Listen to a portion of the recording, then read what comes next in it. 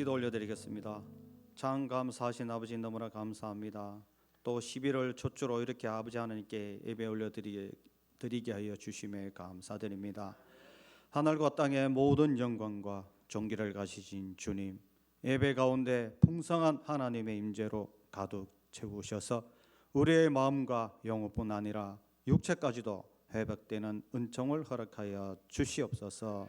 주님, 이 시간 저희들이 올려드리는 예배를 받아 주시옵고 하나님을 만나는 시간 되게 하여 주시옵소서. 주님, 한 주간 살면서 저희들이 하나님 말씀에 순종하지 아니하고 저희들의 생각과 욕심대로 행하며 빛과 소금의 삶을 살아내지 못한 죄를 용서하여 주시옵소서. 주님, 다음 주에는 새생명 전도 축제를 하려고 합니다. 작정한 대신자분들을 위하여 저희들이 더 간절히 기도하게 하여 주시어 한 번도 빠짐없이 하나님께 나아와 예배드릴 때에 하나님을 만나고 택한 백성이 될 수 있도록 역사하여 주시옵소서. 주님, 전 세계가 전쟁과 기근과 재해로 인하여 많은 어려움을 겪고 있습니다. 이럴 때에 하나님의 은혜가 임재할 수 있도록 저희들이 기도에 더욱 힘쓰게 하여 주시옵소서. 대통령과 위정자들이 하나님을 두려워하게 하여 주시어 저희 나라를 공의와 정의로 잘 다스릴 수 있도록 지혜와 명철을 허락하여 주시옵소서. 이제 말씀을 듣습니다. 말씀 선포하시는 선교사님에게 성령 충만, 능력 충만 부어 주시옵고 맡겨진 사명 잘 감당하며 영육간에 강건케 하여 주시옵소서. 선포되는 말씀을 잘 들을 수 있는 영적인 길을 열어 주시어 깨닫게 하여 주시고 은혜 받은 말씀대로 살아낼 수 있는 능력을 허락하여 주시옵소서. 주님, 영여부부터 장년부까지 배로 부흥될 수 있도록 은혜 베풀어 주시옵소서. 부흥될 때에 기도로 승리하게 하여 주시옵고 충성된 일꾼도 보내 주시옵소서. 주님, 저희 교회가 하나님의 말씀에 순종하며 굳건한 믿음으로 복음 전파하며 영혼 구원하며 구제하며 이웃을 잘 섬기는 교회가 되게 하여 주시옵고 예수님의 사랑이 흘러 넘치며 축복의 터전이 되는 구원의 방주가 되게 하여 주시옵소서. 여러 곳에서 중송봉사하는 일꾼들에게 하나님의 은혜가 흘러 넘치도록 부어 주시옵고 이 시간 예배의 자리에 나오지 못한 성도님들을 위하여 주시옵소서.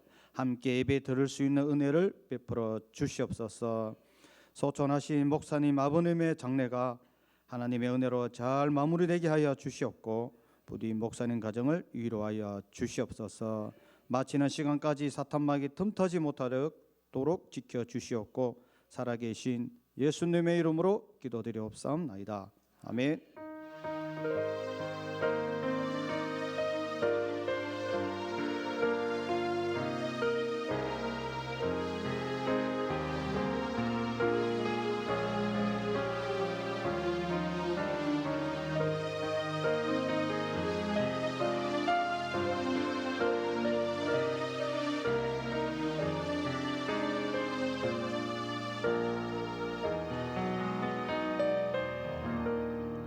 자리에 다 앉아주시면 되겠습니다. 우리 시간 우리가 순서를 다 잘란 것은 다른 것보다 우리 선교사님의 말씀을 많이 듣는 것이 아마 더 유익이 될 것 같아서 앞에 순서를 다 빼고 바로 기도를 드렸습니다. 보면 우리 강의하시면서 아마 여러분 소개도 해드릴 것 같습니다. 될 수 있으면 저는 말 적게 하고 우리 선교사님 우리 나오실 때에 우리 한영에 크게 위로의 박수 드리면서 맞이하겠습니다.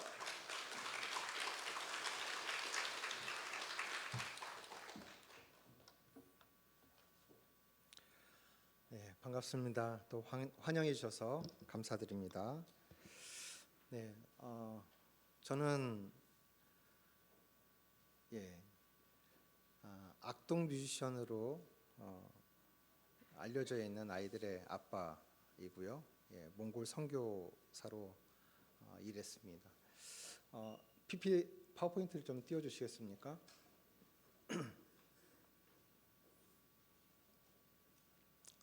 네, 다음 페이지 넘겨주십시오. 저희 가족은 2008년 5월에 함께 이제 몽골 선교사로 파송이 되었습니다. 또 아시는 분들은 아시겠지만 2012년 11월 18일로 제가 기억을 하고요. SBS K-팝 스타 시즌 2에서 다리 꼬지마라고 하는 노래로 세상에 등장했습니다. 그냥 한두 번 하다가 떨어질 줄 알았는데 아이들이 그 다음 해 4월에 우승까지 해버렸습니다. 그래서 아이들이 이제 연예인 가수의 길로 들어서게 되고 아직 아이들이 미성년자 어렸을 때였기 때문에 엄마와 함께 한국에서 아이들은 지내게 되었고요.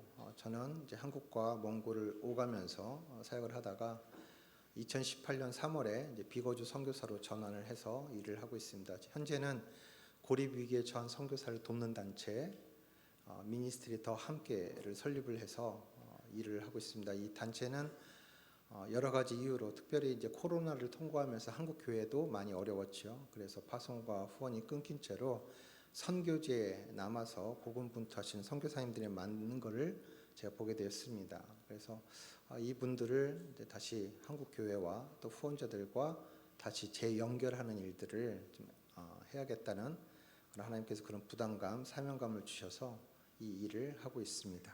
네, 페이지를 넘겨주시죠. 네, 악동 뮤지션이 누군가 잘 모르시는 분들도 있을 거라고 생각을 해서 짧은 영상을 하나 준비해봤습니다. 함께 보시죠.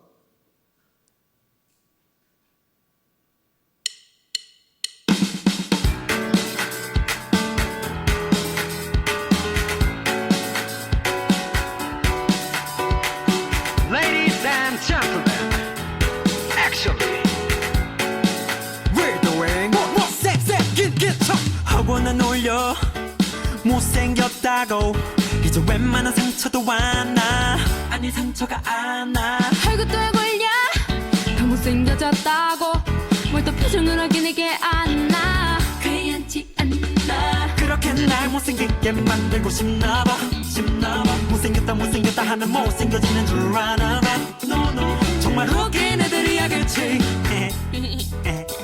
되게 재미난 애들인 것 같아 너 지금 착각하고 있나 본데 사실 잘생긴 데 못생긴 척하는 거야 숨겨왔던 나를 말하는 중인데 왜 웃고들 있는 거지 주눅 들어온 얘기를 못해 얘기 우리 하기 갖고 얘기를 못해 You're late baby baby baby baby baby baby baby baby baby baby 매일마다 꼴려 못생겼다가 왜 만난 상처도 왔나 상처 온몸이 다 결려 못생긴 척 하느라고 몸에 신경을 하나 넣었어 대견해 잘했어 그렇게 날 못생기게 만들고 싶었니 못생겼다 하면 못생겨지는 줄 알았니 정말 웃긴 애들이야겠지 아주 재치가 넘치는 애들인 것 같아요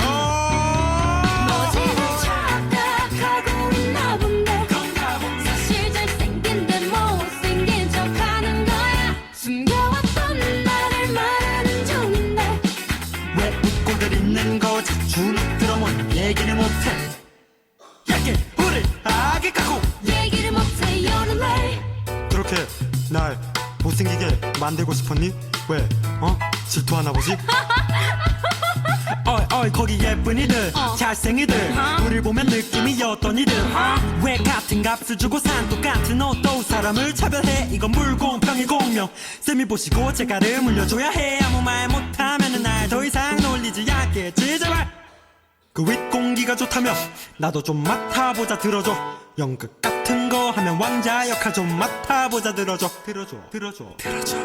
너 지금 착각하고 있나 본데 그런가 본데 사실 잘생긴 데 못생긴 척하는 거야 숨겨왔던 나를 말하는 중인데 왜 웃고들 있는 거지 주눅 들어온 얘기를 못해 얘기 우리 하기 갖고 얘기를 못해 You're late baby baby baby baby baby baby baby baby baby one more time say baby baby baby baby baby baby baby baby baby baby 못생긴 척이라는 노래입니다. 아이들이 데뷔를 한 다음에 아마 두 번째 정규 앨범이었던 사춘기라는 타이틀, 사춘기 시리즈 앨범에서 수록된 곡입니다. 아이들이 만들고 부른 노래가 참 많은데 제가 이 노래를 참 개인적으로 좋아하는 이유는 보셔서 알겠지만 저희 아이들이 어렸을 때 앞으로 연예인이 될 줄도 모르고 그냥 그렇게 집에서 엄마 아빠와 함께 살면서 이렇게 개구지게 놀았던 아이들의 모습 담겨 있고, 또 커서도 저 뮤직비디오가 원래 계획이 안 되었던 거였어요. 그 사춘기 시리즈 앨범에서 아마 이때 오랜 날 오랜 밤이라는 노래가 타이틀곡이어서 그것을 뮤직비디오를 찍으러 갔는데 잠깐 쉬는 타이밍에 그 동네 그 일본이었습니다. 그 일본의 놀이터 동네 놀이터에 가가지고 야 우리 이거 못생긴 척 함께 한번 만들어 보자. 아주 그 자리에서 카메라맨 한 사람하고 이렇게 같이 찍은 거예요, 그냥. 근데 이것이 저희가 아이들이 어렸을 때 찍었던 홈 비디오 영상과 이제 같이 편집을 해가지고 이 영상이 나오게 됐죠. 근데 아이들이 저 당시 이제 사춘기 나이 때였고요, 아직 10대 나이. 저 때 이 영상에서 보여준 모습이 가장 저희 아이들스러운 모습입니다. TV에 나올 때 메이크업을 하고 화려한 옷을 입고 나오는 그런 모습이 아니라 그냥 저희 아이들 본래 그 모습이기 때문에 저는 이 영상이 참 좋습니다. 근데 이 노래 못생긴 척이라고 하는 노래가 나오게 된 배경이 있습니다. 저희 아이들이 아까 말씀드렸던 것처럼 2012년 11월에 다리 꼬지 마라로 노래로 세상에 등장하면서 정말 많은 화제를 불러일으켰던 것 같습니다. 그때 저와 아내는 이제 몽골에서 이 상황을, 그때 뭐 유튜브도 없었고 또 TV가 나오지도 않았기 때문에 그냥 인터넷 뉴스로 그 소식을 접할 수 있을 뿐이었습니다. 근데 정말 많은 기사가 쏟아져 나오고 많은 댓글들이 나왔어요. 근데 그 댓글들 중에 반은 와, 이런 아이들이 도대체 어디서 나타난 거냐, 몽골에서 왔다고 하는데 정말 대단하다, 정말 창의적이다, 쟤네들 천재 같아, 뭐 이런 칭찬류의 어떤 그런 댓글이 반이었고요. 나머지 반은 아니 저렇게 못생긴 아이들이 어떻게 TV에 나올 수 있어 하면서 이렇게 좀 악성 댓글도 많은 부분을 차지했어요. 아마도 나이 어린 친구들의 어떤 그런 장난스러운 글이었을 거라고는 생각을 하지만 사실 부모 입장에서는 참 적잖이 좀 상처받을 수밖에 없는 상황이었습니다. 부모로서 저희도 아이들에게 그렇게 말해 본 적이 없는데 저희 가족을, 저희 아이들을 잘 모르는 누군가가 그게 함부로 저희 아이들의 외모에 대해서 이야기한다는 것이 참 불편하고 속상했습니다.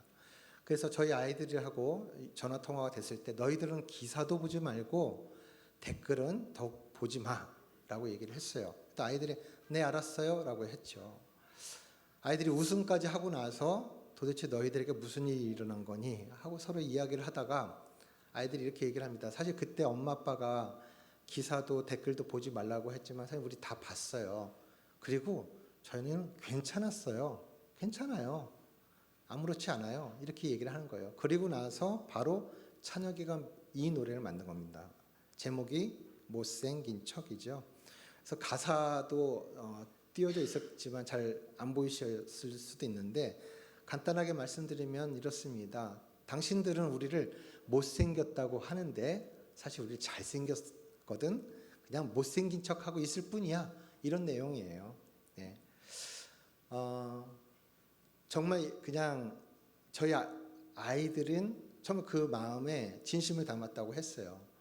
이것은 뭔가 자기들에게 악성 댓글을 다는 사람들을 미워하거나 그들을 욕하는 것이 아니라 정말 위트 있게 이 노래로 만들어서 이렇게 일종의 이제 답가를 낸 것인데 저는 참 아이들의 이런 건강한 정서, 자존감에 대해서 참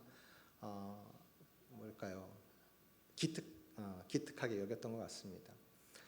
뭐 부모라면 우리 아이들이 가장 소중하고 가장 예쁘지 않습니까? 그래서 늘 우리 아이가 뭐 다른 사람들이 보는 것과 상관없이 내가 보는 내 부모인 입장에서 내 아이들이 가장 소중하고 예쁜 것이 사실이죠. 저희 부부도 우리 아이들이 어렸을 때부터 늘 예쁘다 세상에서 가장 예쁘다 그런 얘기를 늘 들려줬던 것 같습니다. 아이들이 어느 정도 말귀를 알아듣고 성장하면서 조금 이제 걱정이 되는 거예요. 그래서 좀 냉정하게 얘기를 해줘야 되겠다. 그래서 사실은 다른 사람들이 봤을 때 너희들이 예쁘지 않을 수가 있어. 하지만 절대로 변하지 않는 진실이 있는데, 진리 같은 것이 있는데, 엄마 아빠한테만큼은 너희들이 더 나이가 먹고 늙어도 엄마 아빠는 가장 소중해, 가장 예쁘고 멋져, 이건 절대로 변하지 않아, 이런 얘기를 해줬던 것이죠.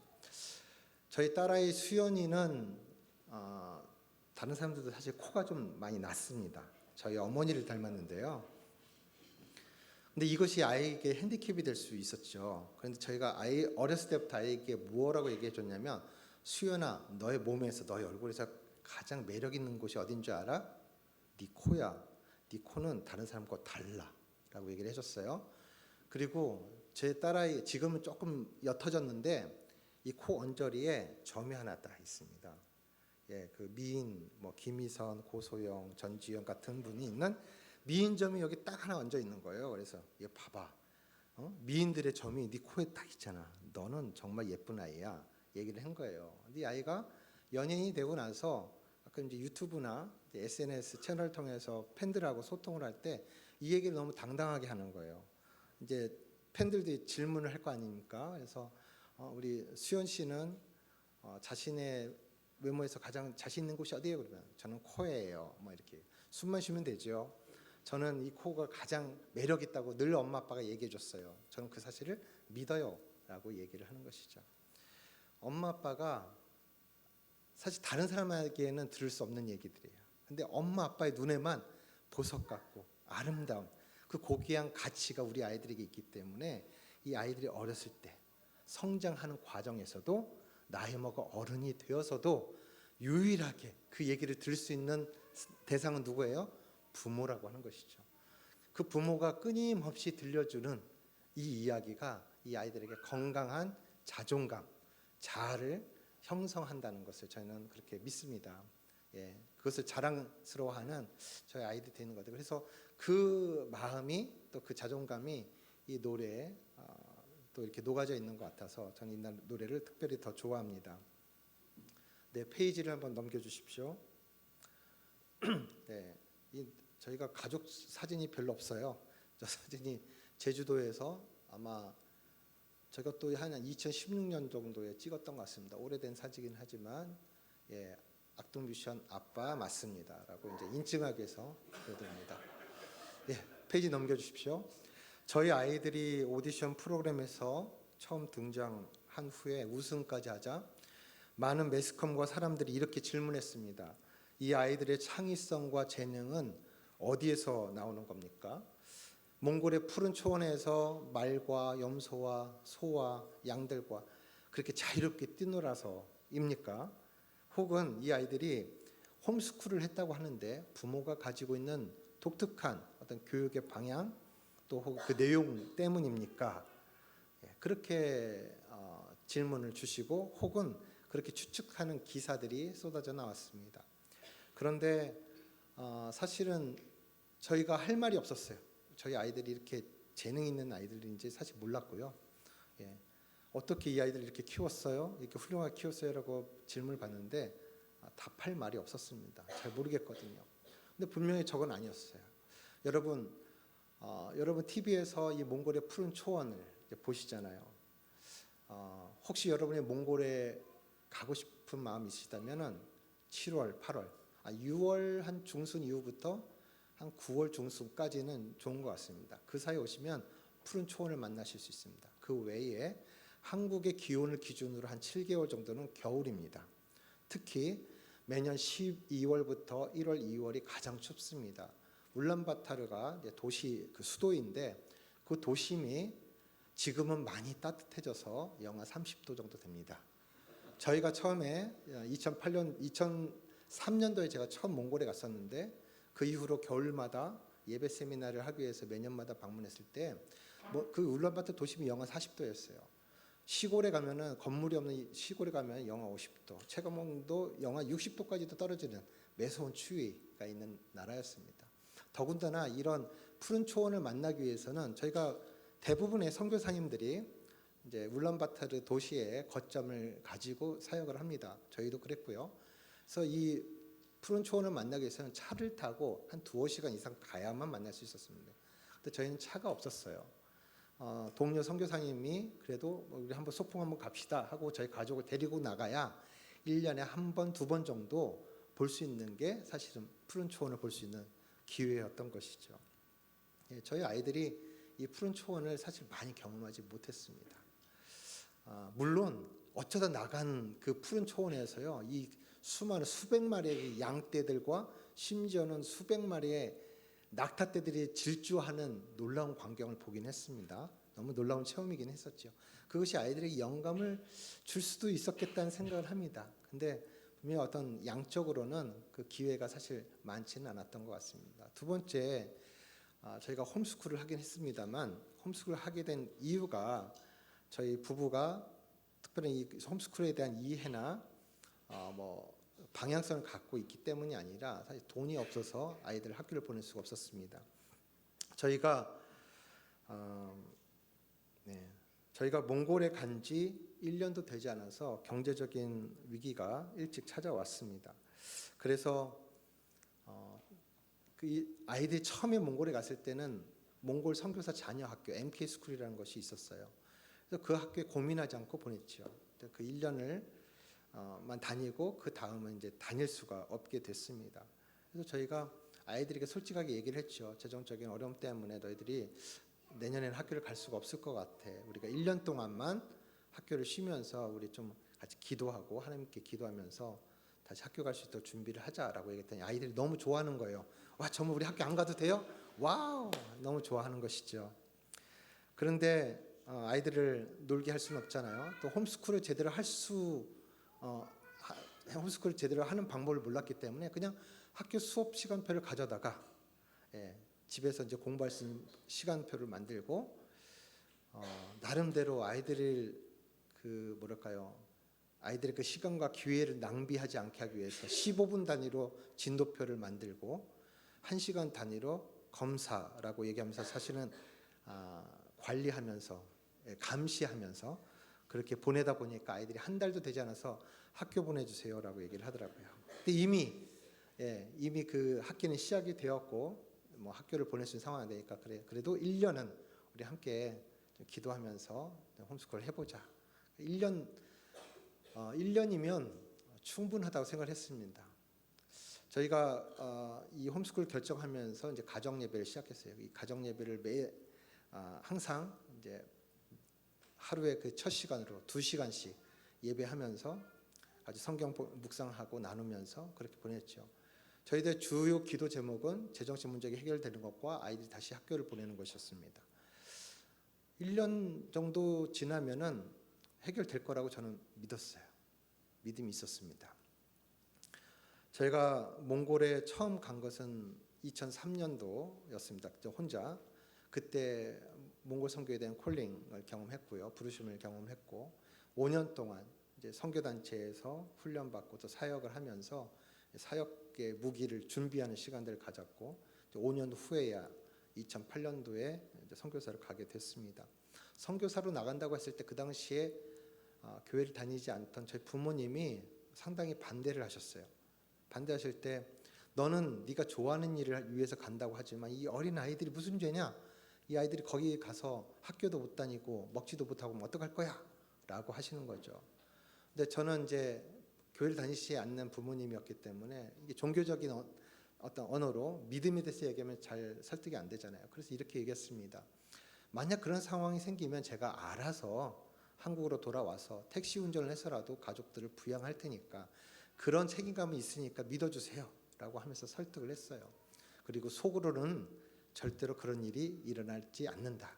그런 일은 일어나지 않을 것이다 라는 믿음이 있었어요. 왜냐하면 제가 경험해왔던 하나님, 저는 고등학교 1학년 때 주님을 인격적으로 영접하고 주님을 만나고 나서 그때 제 삶을 하나님 앞에 헌신했어요. 저는 하나님이 일하는 사람이 되겠습니다.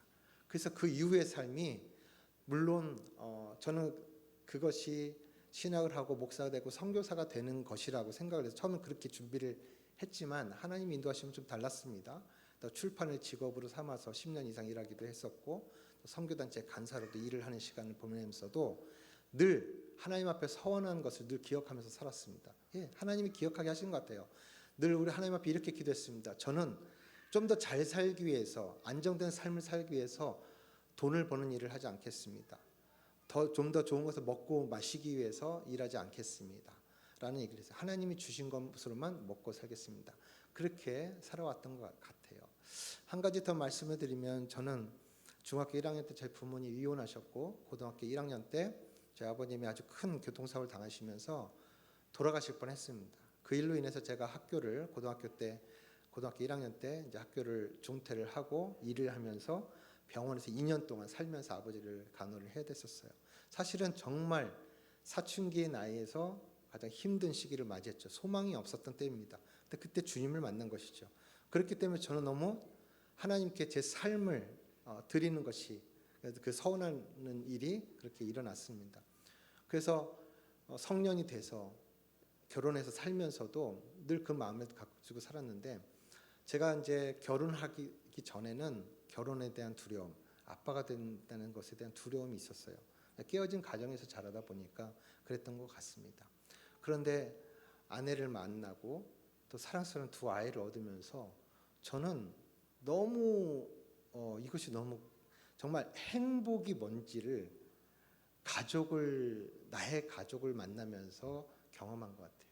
저희 고백은 이렇습니다.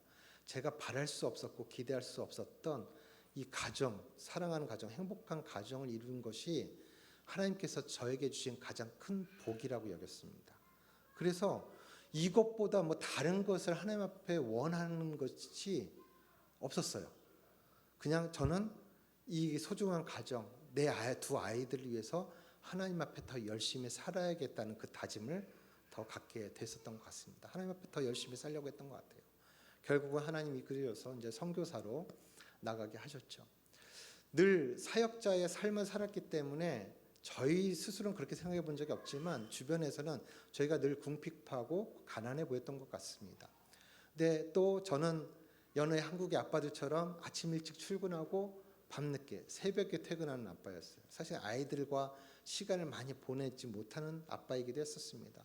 아빠의 부재인 상황에서 아이들이 엄마 오늘 고기 먹고 싶어요, 뭐 하고 싶어요, 이런 얘기를 할 때 엄마가 얘들아 그러면 하나님 앞에 기도하자, 하나님께 기도하자 이렇게 기도를 했대요.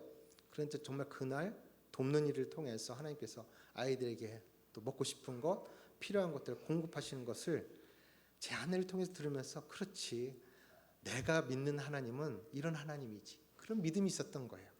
그래서 우리 선교사로 나갈 때 우리 부모님이 그렇게 반대하셨지만 절대 내가 한국에 다시 돌아와서 가족들 부양하기 위해서 그럴 일할 일은 없다. 왜냐하면 저는 2003년도에 몽골 선교에 대한 부르심을 받을 때 금방 나가게 될 줄 알았거든요. 근데 5년을 기다리게 되면서 울면서 하나님 앞에 기도했어요. 하나님 왜 안 보내주세요? 하나님 저 좀 선교지로 나가게 해주세요. 이렇게 기도했거든요.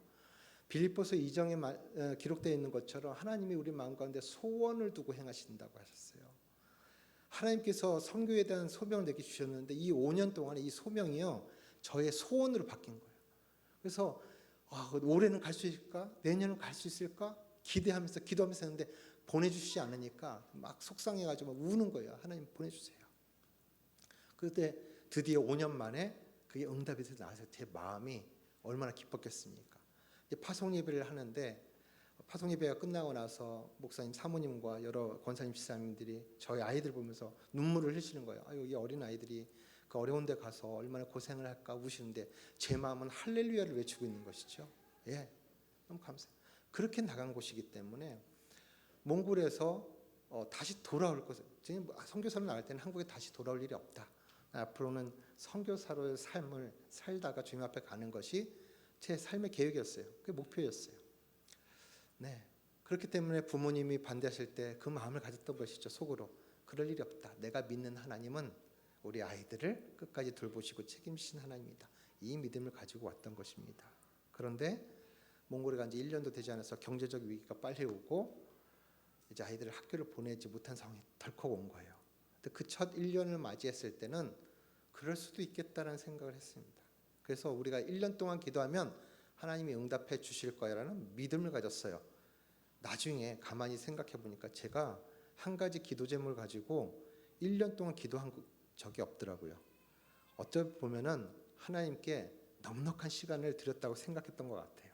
그런데 문제는 2년 차가 되었는데 아무런 것도 이제 바뀌지 않았습니다. 해결되지 않은 거예요. 이제 또 학기가 시작되는데 아이들 학교를 보낼 수 없는 상황이 됐어요. 왜지? 이상하다. 그럼 제 마음이 점점 조급해지기 시작합니다. 1년만 홈스쿨을 할 줄 알고 1년만 준비를 했거든요. 근데 2년째 또 홈스쿨을 해야 되니까 뭔가 아이들 공부할 거리를 만들어줘야 되잖아요. 이것 때문에 제 마음이 조급해지고 뭔가 불안해지기 시작하는 것 같던 것 같아요. 그러면서 더 하나님 앞에 매달려서 기도했죠. 여전히 아침 6시부터 8시까지 2시간씩 예배하고 기도하면서 그 시간들을 보냈습니다. 더더욱 아이들이 이제 딴짓을 할 수 없도록 저에게 그런 마음이 있었던 것 같아요. 난 시간이 지나고 나서 되돌아볼 때 아빠의 경제적인 무능함으로 인해서 아이들의 기회와 그 미래가 망쳐질 수도 있겠다라는 그 불안감이 저를 강하게 압박하고 있었던 것 같습니다. 그래서 그 아빠의 약점, 이런 사실은 아는 사람이 들여다보면 정말 허술하기 짝이 없는데 이것을 들키지 않게 위해서 더더욱 정말 더 타이트한 빡빡한 스케줄을 가지고 공부를 하게 했던 것 같아요. 하필은 이때 찬혁이가 사춘기를 맞이했습니다. 찬혁이가 중학교 2학년 나이가 되면서 그 나이쯤에 벌써 웃으시는 분은 뭔지 아시죠? 한국에서는 중2병이라고도 했고 중2는 외계인이라는 표현이 있었는데 그 말이 딱 맞았어요. 정말 어제 알던 아이가 아닌 거예요. 정말 이상했어요. 제가 아이에게 아빠를 위해서 물 한 잔 갖다 줄래? 라고 하면 컵만 딱 갖다 주는 거예요. 또 왜 그러는 거야? 예. 근데 이런 일이 반복이 돼요. 나중에는 이 녀석이 나한테 반항을 하나? 그래서 아이를 혼내는 시간이 점점 늘어나기 시작합니다. 3년 차가 됐어요. 3년 차가 됐는데 아무것도 변하지 않습니다. 이때는 하나님께 의문이 들고 원망이 시작돼요.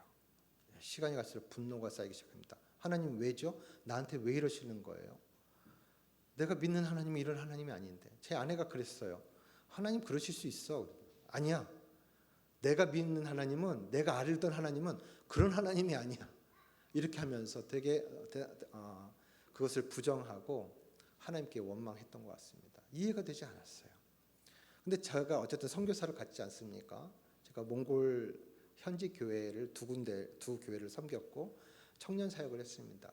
매주마다 가서 청년들에게 설교를 하고 함께 예배 인도를 하고 했었는데 그 예배 현장에 가면 이 청년들이 하나님의 은혜를 정말 갈망하면서 뜨겁게 예배를 해요. 저는 하나님 앞에 원망하는 마음으로 인해서 어떤 설교를 해야겠기에 본문 정하고 어떻게 할까 준비는 해갔는데 그 청년들의 뜨겁게 예배하는 모습 보면서 저도 너무 미안한 거예요. 그래서 그 자리에서 하나님 앞에 무릎을 꿇고 하나님, 제가 지금 여전히 하나님께 화가 나 있지만 하나님 저 청년들을 하나님 긍휼히 여겨 주세요. 제가 여기에서 제 입술 마른 막대기 같은 제 입술을 열어주셔서 하나님이 말씀해 주세요. 저들에게 은혜를 주세요라고 기도를 했어요. 근데 그 자리에서 이제 제가 말씀을 전할 때에 정말 성령 하나님께서 제 입술을 통해서 말씀하시는 것들이 경험되어지는 거예요. 그 말씀이 제 귀로 들리면서 하나님이 제게 말씀하시는 것을 듣는 거죠. 예배를 마치면서 제 마음이 은혜가 넘쳐요. 성령의 감동이 넘쳐요. 할렐루야가 외쳐지는 거예요. 맞춰지고 집에 갑니다. 집이 가까워질수록 점점 어둠의 기운이 저를 스물스물해요. 집에 도착해 들어가는 순간 기쁨이 사라집니다. 이게 왜일까? 그리고 한편에서 야구에 올랐던 것 같아요. 차라리 하나님이 전혀 역사하지 않으시면 하나님이 안 계신가? 이렇게 한번 의심도 해볼 법한데 제 사역하는 현장에서는 하나님 나 여기 있다고 분명하게 하나님의 임재와 그 역사를 분명히 나타내 주시는데 저희 집에 돌아가면 그래서 저희 집의 필요들 우리 아이들의 필요를 위해서 기도하는데 하나님이 철저히 침묵하고 계시는 거예요. 그게 이해가 되지 않는 거예요. 그것에 대해서 제가 화가 났어요. 하나님이 제 아이들을 건들고 계시는 거예요. 그래서 화가 나 있었죠. 고통스러운 시간이 이어졌습니다. 아이의 사춘기는 더더욱 제가 볼 때는 더더욱 심각해지고 있는 것 같았고, 그래서 제 아내의 편으로는 저와 다른 가족의 편이 나눠져서 그 사이에 높고 두꺼운 담장이 전혀 무너질 것 같지 않은 그 담장이 세워져 있었다라고 얘기를 했어요. 그 3년 차가 마무리됐을 때 아내가 저에게 이런 얘기를 했습니다. 여보, 멈춥시다. 애써 왔잖아요. 근데 안 됐잖아요. 그래서 다시 한번 하나님 앞에 나가서 하나님의 뜻을 구합시다라고 얘기를 하는 거예요. 네, 동의할 수밖에 없었죠. 그래서 그 당시에 울란바토르 외곽에서 고아원 사역을 하고 계시던 선교사님께 부탁을 해서 방 한 칸을 빌렸어요. 24시간 360일 늘 홈스쿨 환경 안에서 집에 갇혀서 지내다 보니까 말씀드렸던 것처럼 7개월은 겨울이잖아요. 밖에서 나갈 때도 없고 친구들 다 학교에 가 있으니까 아이들이 놀 친구도 없었던 거예요. 그래서 토요일날 주일날 교회에서 만나는 게 유일했기 때문에 아이들이 정말 최선을 다해서 교회를 다녔거든요. 친구들하고 놀라고. 그런 시기였어요. 그래서 뭔가 분위기를 좀 전환할 필요도 있고 해서 외곽으로 나간 것이죠. 그때가 12월이었습니다. 정말 가장 추운. 그러나 몽골에서 흔하지 않은 소나무 숲이 있었고 저희가 춥지만 뭐 짧게 이렇게 그 산책하기도 하고 저녁에 직접 밥을 지어서 먹고 그다음에 같이 함께 예배하게 된 거예요. 그 예배할 때 여전히 저는 어느 순간부터 이 예배를 인도를 하면서도 또 찬양을 인도하면서도 진정하게 하나님 앞에 기쁨의 찬양을 드릴 수 없었고 기도를 인도하면서도 제가 기도를 못하는 순간이었어요. 제가 말씀을 함께 묵상하고 인도하는데도 말씀이 제 눈에 들어오지 않아요. 마음에 들어오지 않아요. 그런 상황이었죠. 근데 그때 아이들이 그냥 그 수준에서 자기 아이들의 수준에서 나눠졌던 말씀 묵상의 이야기들이 어느 순간에 하나님의 음성처럼 들리기도 했습니다. 그런 순간들이었어요. 그 가족 수련회라고 하는 이름으로 갔던 그 고아원에서의 하루, 그 저녁에 예배할 때도 마찬가지였습니다. 제 마음은 여전히 강팍해져 있었어요. 낙심 가운데 있었습니다. 근데 그때 우리가 말씀을 나누게 될 때 아내가 나눠준 말씀이 있습니다. 한번 페이지를 넘겨주시겠습니까? 넘겨주십시오. 예. 요한복음 2장 1절에서 11절 말씀을 아내가 나눠줬습니다. 아내가 이 말씀을 가지고 어떤 내용을 나누는지는 전혀 기억이 나지 않습니다. 그런데 이 말씀을 한 절 한 절 가족이 함께 봉독을 할 때 이 말씀 한 구절 읽을 때마다 이 말씀이 제 마음을 제 영적인 상태, 신앙의 상태를 조명해 주시는 거예요. 스캔해 주시는 거예요.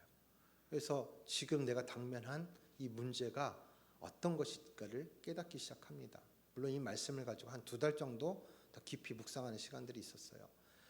이 요한복음 2장 말씀 우리가 잘 알고 있는 물이 포도주 변한 사건이 기록된 말씀입니다. 가나라고 하는 동네에서 혼인잔치가 있었고 그 혼인잔치 아마도 가까운 친척이나 인척쯤 되었을 것 같아요. 어머니 마리아와 예수님이 초대되었고 그 자리에 제자들도 초청돼서 와 있었는데 문제가 생겼죠. 포도주가 다 떨어졌습니다. 이 포도주가 다 떨어졌다는 것은 이 잔치에서 그 기쁨의 상징, 축제의 상징인 이 포도주가 다 떨어진 것은 이제 파티가 끝났다라는 거예요. 우리 축제가 끝났다라고 하는 것이죠. 이 말씀을 보면서 제 영적으로 적용된 것은 이것입니다. 우리가 예수 그리스도를 구주로 고백하면 하나님의 구원이 우리에게 임합니다. 여러분 믿으시죠? 그 구원 받은 자로 우리가 이 자리에 나와 있지 않습니까? 또 하나 우리가 하나님께 그 구원 받았을 때 주어진 약속이 있습니다. 무엇일까요? 하나님의 나라입니다. 예수 그리스도를 구주로 우리의 삶의 보좌로 모실 때에 그 예수님이 우리의 삶의 보좌, 마음의 보좌에서 왕이 되셔서 우리를 통치하기 시작하시는 거예요. 그죠? 통치하신다는 건 무엇을 의미합니까? 주님의 나라가 시작되었다라고 하는 것이죠. 예수님을 구주로 영접했다는 것은 하나님의 나라가 우리 심령 가운데, 우리 삶 가운데 임한 거예요. 임할 것이다가 아니라 임했다라는 것입니다. 시작되었다라고 하는 거예요. 그래서 그 하나님의 나라는 하나님이 주인이 되신 곳이에요. 왕이 되신 곳이에요. 하나님이 어떤 분이십니까? 온 천지를 창조하신 분이시며 모든 것에 부요하신 분이시죠. 우리가 하나님 나라를 살고 있다는 것은 그분의 능력, 그분의 부요함을 누리는 삶이라고 하는 거예요. 그런데 이것은 세상적인 기준과는 다릅니다. 네, 제가 고등학교 1학년 때 주님을 영접하고 나서 사역자로서의 삶을 헌신하고 좀 더 잘 살기 위해서 돈을 벌지 않겠습니다 이렇게 주님 앞에 기도하면서 살았지만 한 번도 가난하다고 여겨보지 않은 이유는 어떤 물질적인 것, 또 세상의 어떤 그런 배경들, 지위들, 명예들과 상관없이 하나님을 우리의 아버지로, 영적인 아버지로, 예수님을 구주로 모시는 우리의 삶에서 누려질 수 있는 영적인 부요함, 은혜, 행복이 있다라고 하는 것, 그것을 누려왔다는 것이죠. 저는 그것을 경험해왔기 때문에 더군다나 제 가족을 만나면서 더 그 하나님을 의지하는 마음이 더 커졌기 때문에 그렇게 살아왔다는 것이죠. 그런데 이제는 내가 하나님의 나라를 누리고 누릴 뿐만 아니라 이제 전하는 사람은 선교사로 나와 있었던 거예요. 근데 이런 공고한 상황, 궁핍한 상황을 마주하고 하나님을 원망하고 하는 그런 상황에 이제 마주한, 정말 하나님을 원망한 건요, 제 인생에서 그 몽골에서가 처음이었습니다. 마지막이길 원합니다. 예, 처음이었어요. 정말 제가 고난받는 건 괜찮은데 우리 아이들이 정말 학교를 가고 싶은데 못 가고 심지어는 가장 힘들 때는 먹을 것을 제대로 주지 못한 상황들도 있었어요. 그때를 보니까 부모의 심정이 얼마나 아픕니까? 그러니까 하나님을 원망하게 되더라고요. 예, 그런 순간들을 맞이한 거예요. 여전히 하나님은 살아계시다 한 것에 부정하지 않고, 하나님 나라가 내가 속에 없는가? 내가 지금 어렵지만 하나님 나라 그럼 없다고 말할 수 있는가? 아니에요. 여전히 하나님 나라가 있어요. 그런데 한 가지가 빠졌어요. 바로 내 안에 영적인 포도주가 사라졌다고 하는 것이죠. 하나님 나라에서는요, 한 영혼이 주님 앞에 돌아올 때마다 하나님 나라에서 축제가 열린다고 했습니다. 잔치가 열린다고 했어요. 이것은 비단 하나님을 알지 못했던 사람이 하나님께 돌아옴으로 해서 주님을 영접함으로 인해서 벌어지는 그 잔치만 의미하는 것이 아닙니다. 여러분 생각해 보세요. 어느 누구도 우리가 원함으로 애씀으로 내일 하루에 우리가 눈을 뜰 수 있다라고, 내일 아침에 눈을 뜰 수 있다라고 장담할 수 있는 이가 있습니까? 없잖아요. 예수님도 우리가 염려함으로 우리의 키를 한 자라도 자라게 할 수 없다고 말씀하셨어요. 그것이 인간의 유한함입니다. 그것이 한계이죠. 하나님의 은혜가 아니고서는 내일 아침에 우리가 눈을 뜰 수 있다는 장담을 할 수가 없습니다. 우리가 하나님 안에서 하나님의 은혜를 누리면서 사는 하나님의 백성으로 사는 사람의 우리 성도의 삶에서는 매일 아침 하나님 앞에 드려질 고백이 이것입니다. 하나님, 오늘도 나에게 새 생명을 주셔서 감사합니다. 하나님, 오늘 살아갈 수 있는 이 하루를 주셔서 감사합니다. 여전히 나는 연약한 육체를 가지고 살고 있기 때문에 이 하루를 내 힘으로 살아갈 수 없습니다. 나의 힘이 되신 주님, 나의 요새가 되신 주님, 나를 붙들어 주십시오. 나에게 필요한 은혜를 주십시오. 여러분, 하나님은요, 우리가 어제의 은혜로 오늘을 살는 것을 원치 않으세요. 이스라엘 백성의 광야 40년에 우리가 성경에서 보면 잘 알지 않습니까? 하나님이 이스라엘 백성들에게 날마다 만나를 주실 때 명령하신 것이 있습니다. 내일을 위해서 만나를 비축하지 마라. 예, 분명히 명령하셨는데 이것에 불순종한 사람들이 있었죠. 그래서 비축하여 놔뒀을 때 아침이 되면 어떻게 됐습니까? 그게 부패하고 벌레가 생기고 악취가 나고 그렇게 됐어요. 불순종한 것에 대해서 책망이 주어졌습니다. 네, 하나님은요, 오늘 필요한 은혜를 오늘 주시는 분이십니다. 왜냐면요, 하나님은 이 성경에 어떤 이 책에 있는 문자로만 계시는 분이 아니라는 거예요.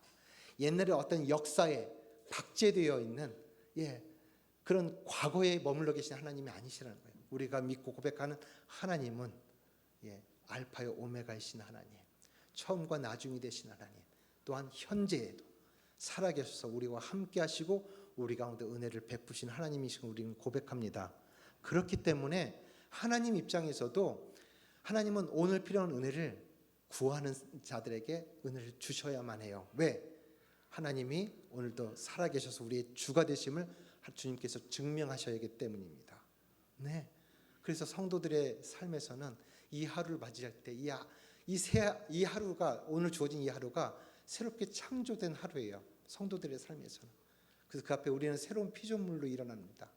오늘도 주님의 은혜, 오늘 필요한 그 은혜를 공급하시고 우리의 삶을 이끌어 가신 그 창조주 되신 하나님, 삶의 주관자가 되신 그 하나님을 인정하며 높여드리는 신앙 고백을 통해서 이 하루가 시작되는 것입니다. 네, 한 영혼이, 한 사람이 그 하나님 앞에 설 때에 저 천국에서 잔치가 벌어진다는 거예요. 네, 이 성도들의 그 하나님 앞에 드려진 이 신앙 고백을 통해서 천국 잔치가 벌어진다는 거죠. 그리고 하나님의 은혜, 하나님의 공급이 부어지는 것입니다. 이것이 포도주라고 하는 것이죠. 그런데 저에게 어느 때부터 이 포도주가 다 떨어진 상황을 마주하게 된 거예요.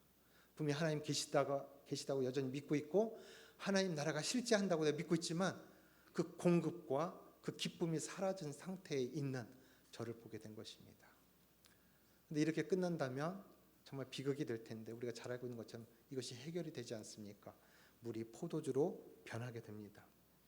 물이 포도주로 변하는 데 있어서 세 가지 세 가지 비결이 있었습니다. 첫 번째는 그 자리에 예수님이 계셨다고 하는 것이죠.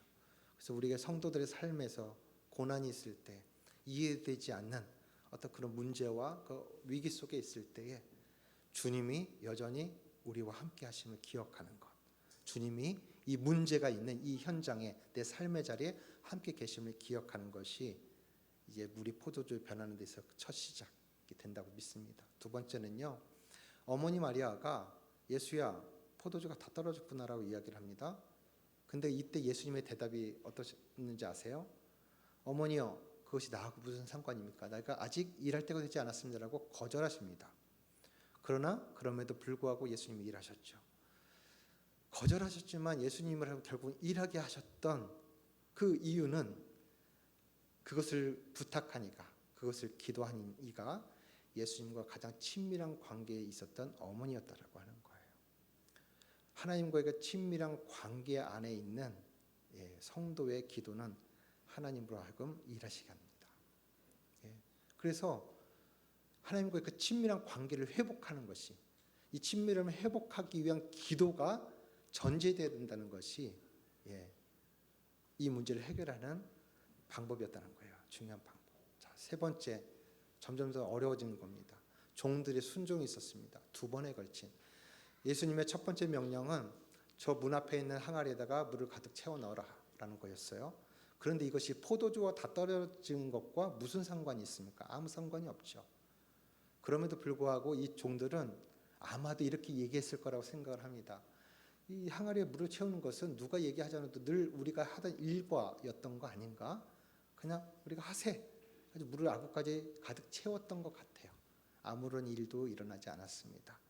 때로는 우리가 성도의 삶을 살면서 교회 봉사를 하고 또 예배에 출석하고 헌금을 하고 하는 이런 성도의 의무, 신앙인의 의무를 다하는 것, 이것을 우리가 행하는 것은요, 성도라면 사실 당연히 해야 되는 것이죠. 내가 이렇게 열심히 교회 예배 참석하고 봉사도 하고 헌금도 잘하고 있는데 왜 하나님은 나에게 복을 주시지 않지? 내 문제는 왜 해결되지 않지?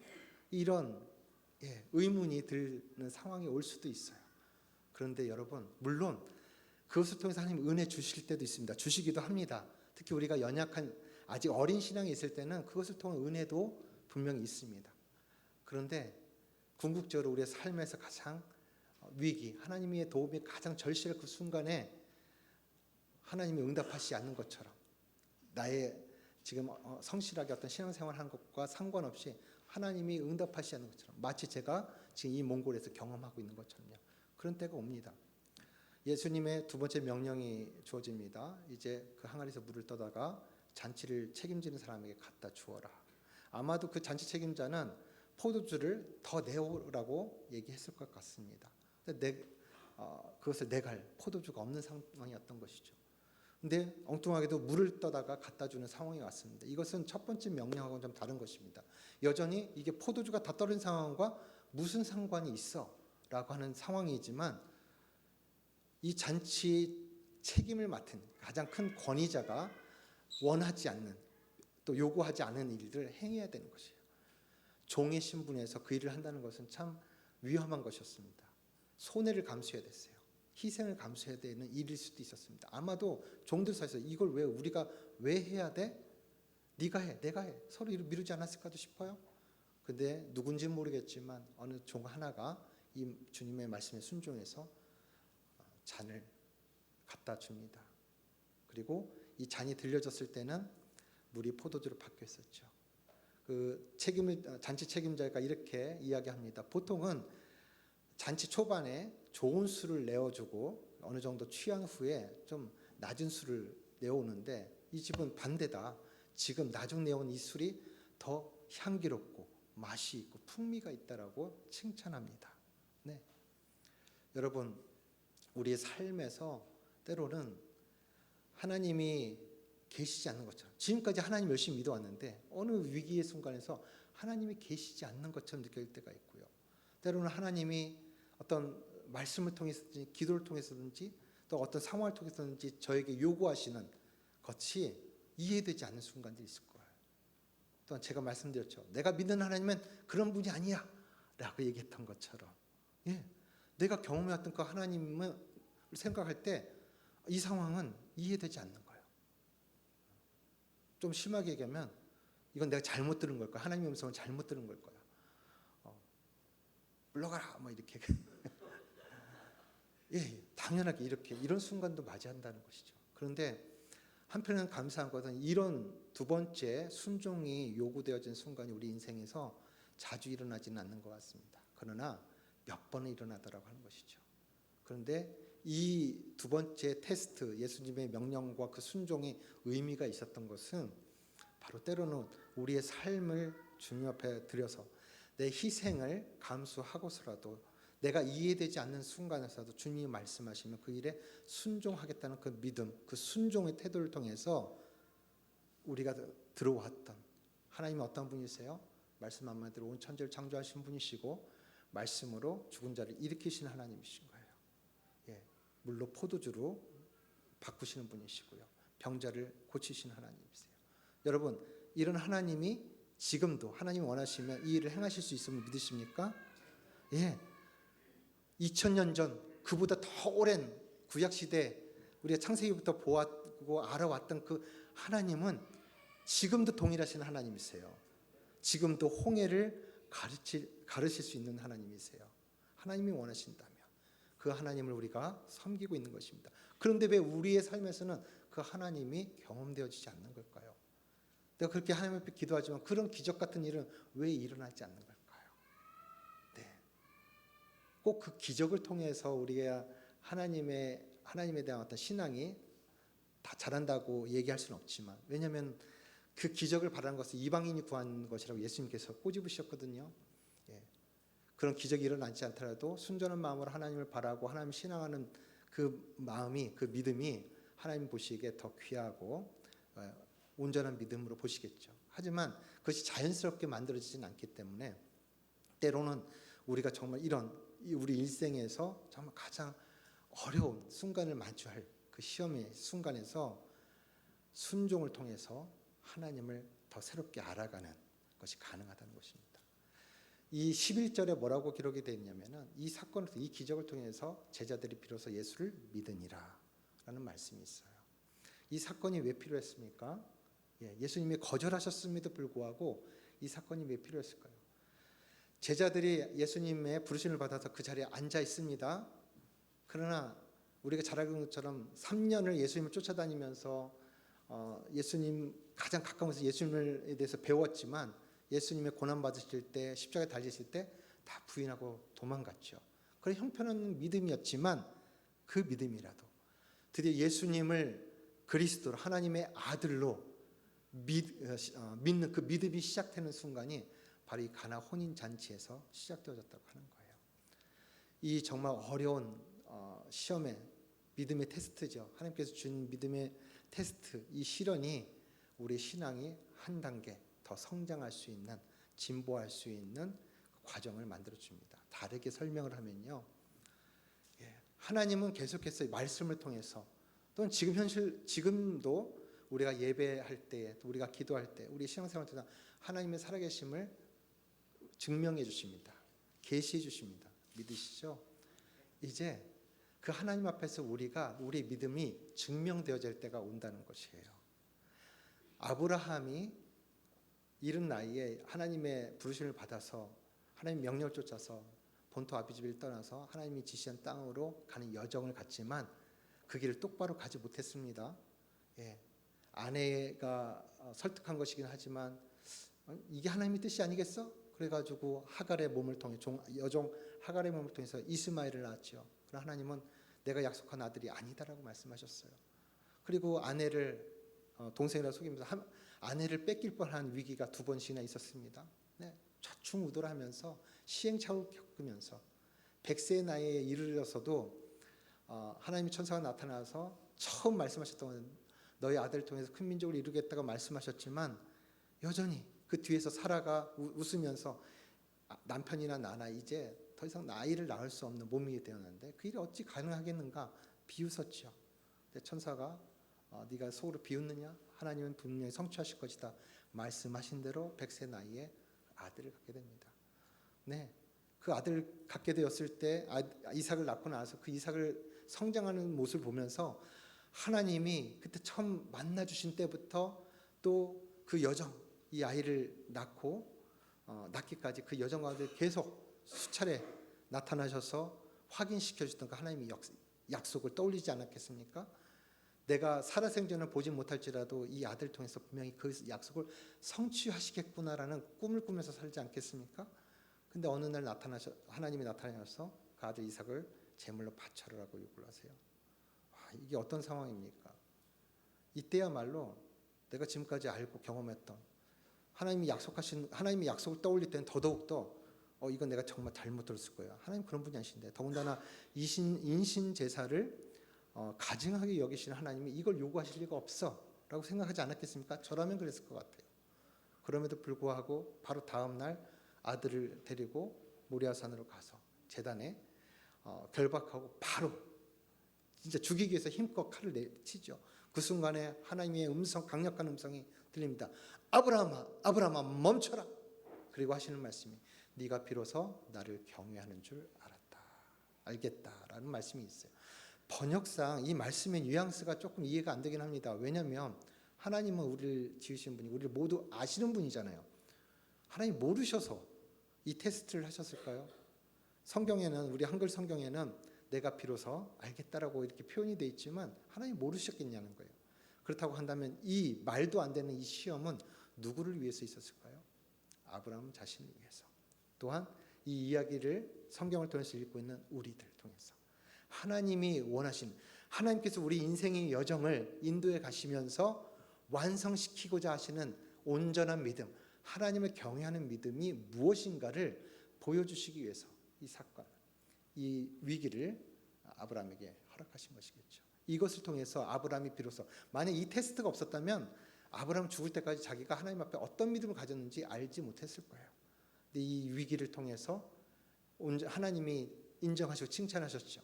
하나님을 향한 온전한 믿음, 하나님을 경외하는 믿음이 내 안에 이제 이루어졌다는 것을 알게 되는 것이죠. 자신의 믿음이 증명되어진 순간을 맞이하게 되는 것입니다. 예, 우리 또한 그렇습니다. 예, 다시 한번 말씀드리면 정말 이해되지 않고 우리의 삶에서 정말 내가 정말 이해되지 않고 이 순간이 언제 끝날까 싶은 정말 어려운 그 순간들을 맞이할 때가 하나님 우리 가운데 일하시는 때입니다.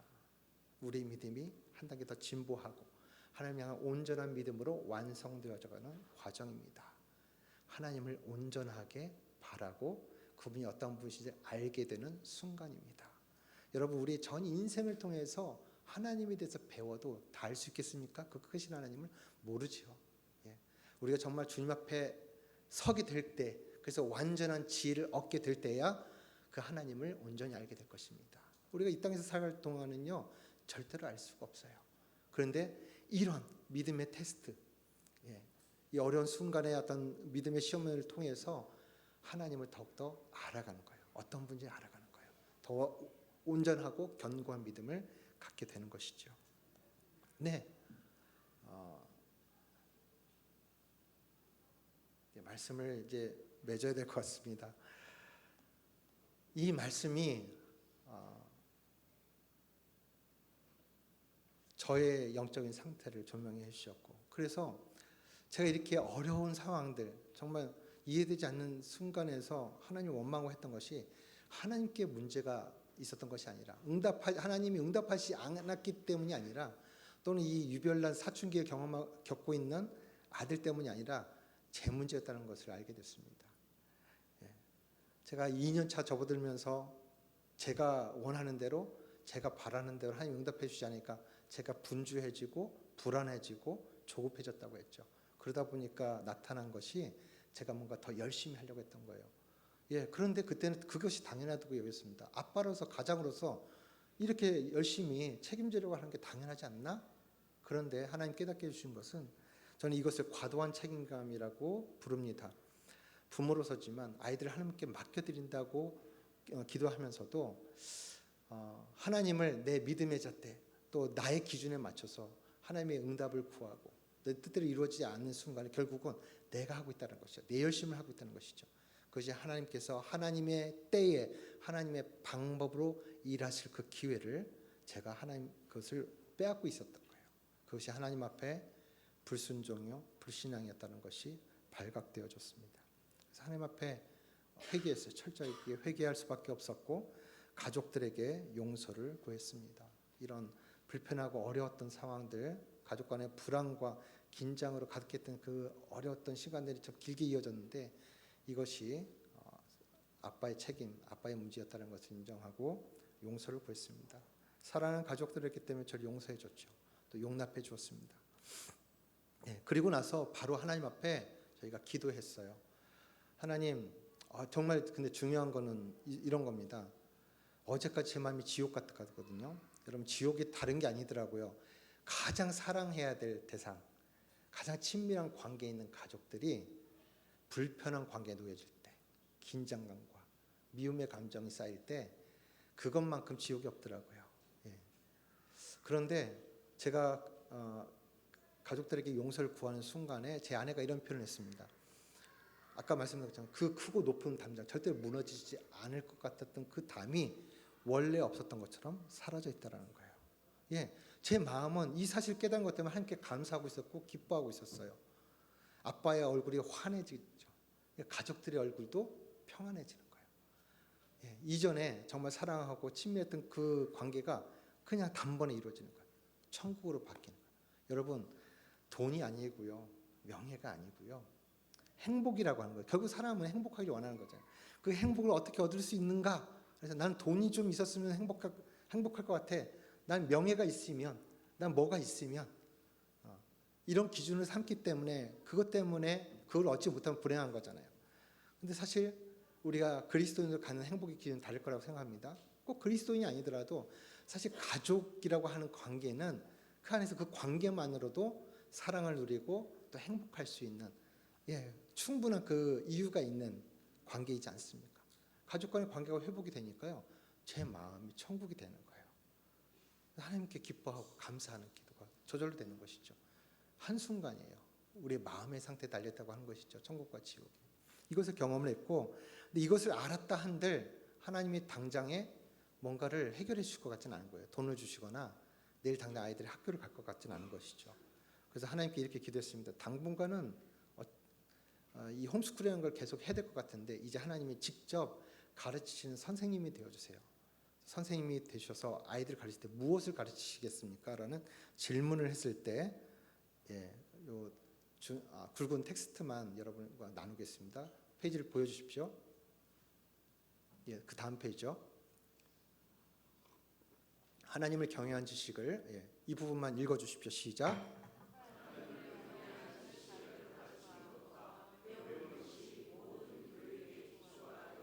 하나님이 선생님 되셔서 가르쳐 주시는 것은요, 제일 중요하게 여기시는 것은 하나님을 경외한 지식을 우리가 배우길 원한다는 것이죠. 또 이 말씀을 주실 때에는 이 아이들뿐만 아니라 부모를 포함한다. 내가 가르치는 학생은 그런 마음을 주셨고요. 그러니까 경외가 무엇입니까? 사실 이 경외에 대해서 딱 제대로 설명할 수 있는 분을 만나기 어렵더라고요. 말씀을 드리면 경외는 높일 경 두려워할 외에요. 하나님을 높임으로 두려워한다. 다르게 설명합니다. 하나님을 존중함으로 그분을 두려워한다. 좀 더 쉽게 설명할게요. 하나님을 사랑함으로 두려워한다. 사랑하는데 왜 두려워합니까? 사랑하는 관계에서 제일 두려운 것이 무엇입니까? 사랑하는 관계에서 뭐가 제일 두렵습니까? 헤어지는 것, 이별하는 것. 그것이 죽음을 통한 것이라면 더욱 그렇습니다. 바로 이 경외라는 건 그거예요. 하나님을 경외하는 것은 하나님을 사랑함으로 그 하나님과의 그 사랑하는 관계에서 멀어지는 것을 두려워하는 것을 의미합니다. 그래서 우리의 신앙생활 또 우리 예배 안에서도 가장 중요한 핵심적인 어떤 그런 정신이라고 할까요? 마음이라고 할까요? 이것은 바로 경외라고 하는 거예요. 하나님과 우리의 관계가 어떠해야 되는지를 가장 잘 설명해 주는 단어가 경외라고 하는 것입니다. 이미 알고 계시지만 하나님은 우리를 사랑하심으로 그 아들 독생자 예수 그리스도의 생명을 대가 지불함으로 우리를 구속하셔요. 우리를 사셨어요. 우리를 사랑함을 증명해 주셨어요. 확증해 주셨어요. 하나님 우리를 그렇게 사랑하신다고 스스로 증명해 주셨단 말이죠. 그렇다고 한다면 이제 우리 편에서 하나님께 그 하나님의 구원과 그 은혜를 받은 우리가 함께 우리의 사랑을 어떻게 표현할 수 있을까요? 그 마음과 우리 삶으로 하나님께 어떻게 드릴 수 있을까요? 이 고민이 시작되는 것입니다. 두 번째 넘겨주십시오. 하나님이 인간에게 읽어주십시오. 시작.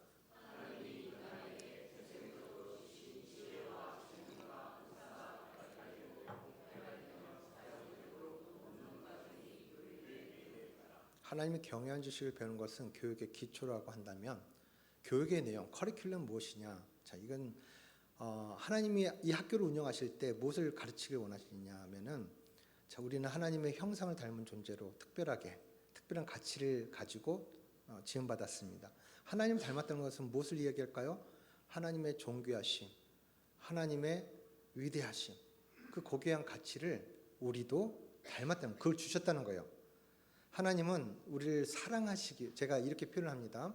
소요리 문답이라고 하는 곳에 첫 번째에서는 인간의 지음받은 목적이 무엇이냐고 했을 때 하나님의 영광을 위해서입니다 라고 이렇게 답이 써져 있어요.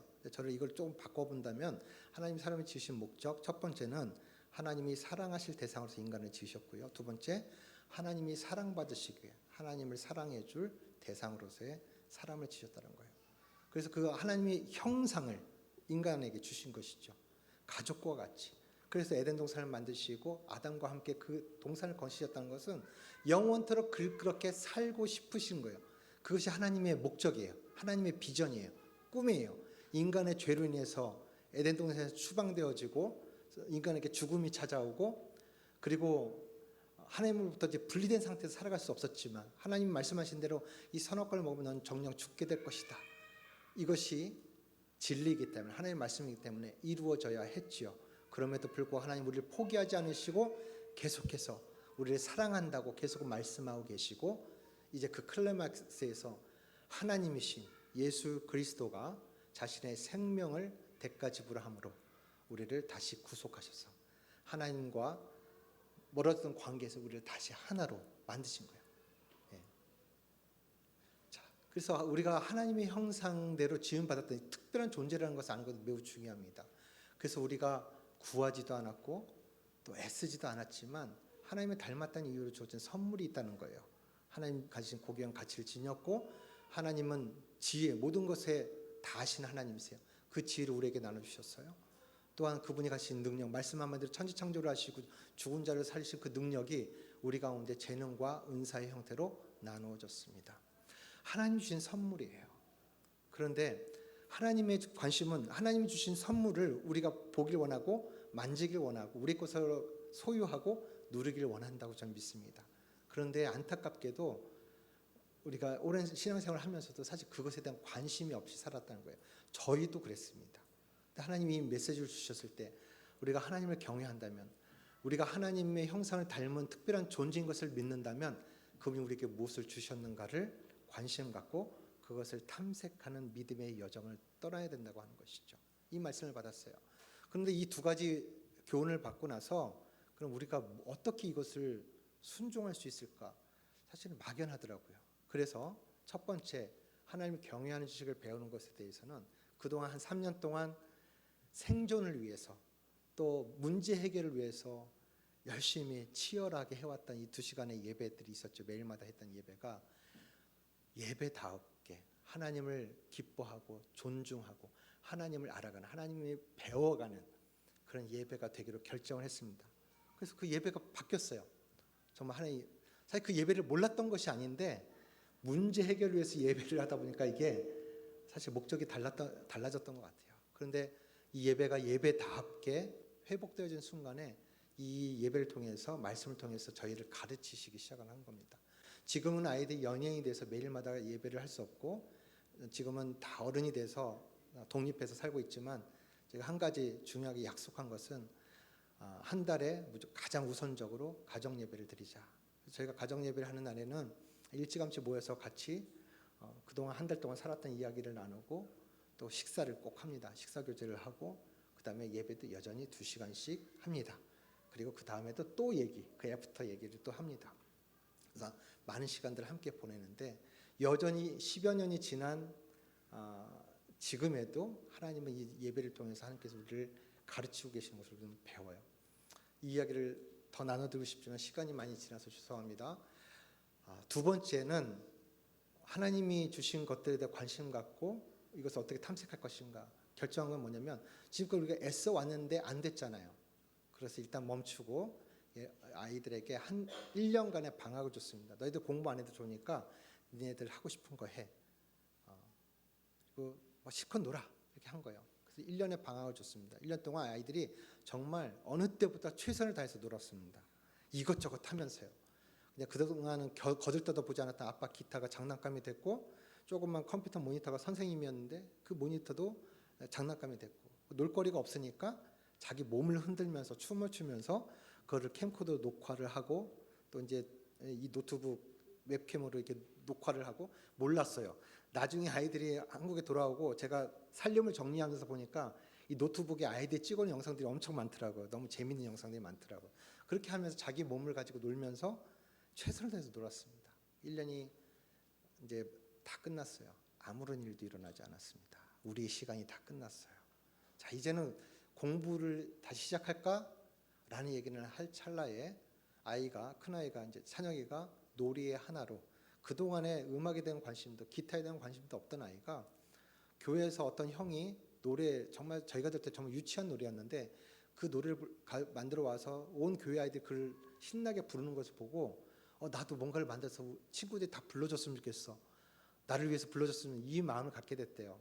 집에 와가지고 수연이 손을 끌고 아빠 기타를 가져와서 30분 만에 뚝딱 만들어 온 노래가 갤럭시라는 노래였습니다. 이 갤럭시라는 노래가 아이들의 정식 데뷔 앨범의 마지막 수록곡이었고요. 그 이전에 이미 TV 광고는 안 나왔지만 삼성 갤럭시 광고 음악으로도 쓰였습니다. 네, 첫 노래가요. 그러니까 음악에 대해서 제대로 알지 못하는 아이가 만든 노래가 그게 완성도 있었다는 것이죠. 그리고 그 상황에 대해서 특히 이제 이 가사가 너무 예뻐서 제가 놀라고 있는 것을 아이가 정말 큰 칭찬과 인정을 받으면서 바로 또 수연이 데려와서 한 5분 만에 노래를 하나 만들었어요. 또 놀라웠죠. 매일마다 두세 곡씩 노래를 만들어 옵니다. 그 상황이 신기해서 제가 캠코더 찍고 유튜브에 올리고, 아이들에게 공부를 다시 해야 되지 않겠니 하는 말을 할 거를 잊어버리고, 그렇게 수개월이 지나는 동안에 이 유튜브의 영상을 보고 이제 방송국에서 연락이 오기 시작한 거예요. 몇 군데가 연락 왔지만 아이들이 관심을 보이지 않아서 출연을 안 했는데 그 중에 하나가 이제 K-팝 스타였습니다. K-팝 스타는 아이들이 관심을 갖고 한번 해보자. 엄마 아빠는 우리 잘한다고 칭찬하는데 전문가들은 뭐라고 할지 궁금해요. 그냥 우리 학원 보낸다고 생각하고 보내주세요 해가지고 이제 보냈던 거죠. 그래, 한번 해봐. 근데 뭐 한두 번 하다가 떨어지겠지 했던 것이 이제 6, 7개월 지나서 우승까지 해버리게 된 것이죠. 만약에 하나님이 이 앞에 주셨던 이 두 가지의 교훈이 없었다면 우리 아이들이 천재인 걸 우리만 몰랐나? 엄마 아빠만 몰랐나? 이랬을 것 같아요. 그런데 하나님이 분명한 교훈을 주셨고, 그냥 막연하게 우리가 선택할 수 있는 게 사실은 뭐 대단하지 않았어요. 많지 않았어요. 그냥 해왔던 것이 여전히 우리가 노력한 것이 실패했기 때문에 일단 중단하고 놀아보자. 너희들에게 하나님이 뭘 주셨는지 그냥 놀면서 한번 보자. 크게 기대도 안 했어요. 그리고 우리가 설정한 그 시간이 다 끝난 시점에서 하나님이 저희 아이들을 붙들고 가실 때에는 저희들이 따라갈 수 없는, 저희 부부가 따라갈 수 없는 손이 닿지 않는 영역으로 가버립니다.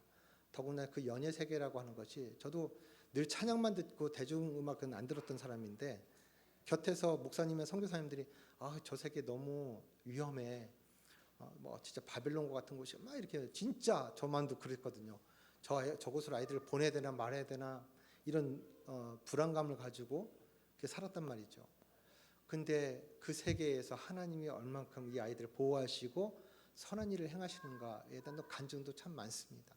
이 이야기를 다 나눠드릴 수는 없지만 여하튼 이 모든 과정에서 하나님이 주도적으로 이 아이들을 끌고 가실 때 또 부모인 저희가 알지도 못하고 경험하지도 못한 그 세계, 사람들은 나름대로 기독교인들, 선교사님, 목사님들 했을 때 위험한 세력을 했던 그 세계에 보내진 저 아이들을 위해서는 부모가 할 수 있는 것은 기도밖에 할 수 없는 것이죠. 근데 그 안에서 아이들을 통해서 혹은 이제 지금은요, 아이들 주변에 크리스찬들이 가득 있어요. 하나님이 그 YG라고 하는 사건이 많은 그 회사 내에 하나님을 신앙하는 신실한 사람들을 저희 아이들 통해서 커밍아웃을 하게 하시고 저희 아이들 주변으로 크리스찬들이 모여들게 하시고 가장 뭐 아시는 분은 아시겠지만 수년 전에 버닝썬 사건이라고 큰 사건이 터졌죠. 그 위기가 터지기 바로 한 달 전에 신우회가 만들어졌습니다. 기독 신우회가 만들어졌어요. 기도하는 사람들이 모이기 시작한 것이죠. 예. 그래서 사실 많은 팬들이 저희 아들 보고 떠나라고 했지만 떠나지 않은 이유는 이미 저희가 그곳에 기도하는 분들, 하나님의 사람들이 있다는 걸 알기 때문에 저희가 그곳에 계속 머물러 있었던 것입니다. 네, 하나님의 일하심이 그 회사 안에서 여러분이 미디어를 통해서 접할 수는 없지만 얼마나 크고 위대하게 하나님 선하시게 그 일들을 행하신 건 저희는 보고 듣고 있습니다. 그 크리스찬들이 또 저희 아이들의 매니저들이 다 신실한 크리스찬들이에요. 이분들이 제가 요청하지도 않은데 와서 다 보고를 해줘요. 예, 저희 아이들 주변에서 어떤 일이 일어난지를 다 보고를 해줍니다. 하나님을 찬미할 수밖에 없어요. 하나님이 정말 일하고 계시는 걸 일하시는 것을 보고 그분을 찬양할 수밖에 없습니다. 말씀을 맺겠습니다. 뒤에 성경 구절이 있습니다. 좀 보여주시겠어요? 네. 넘겨주십시오. 시간이 상당히 지나서 죄송합니다. 네, 더 보내주십시오. 자, 이 마지막 잠언서 14장 26절 말씀을 함께 읽어주시면 감사하겠습니다. 시작.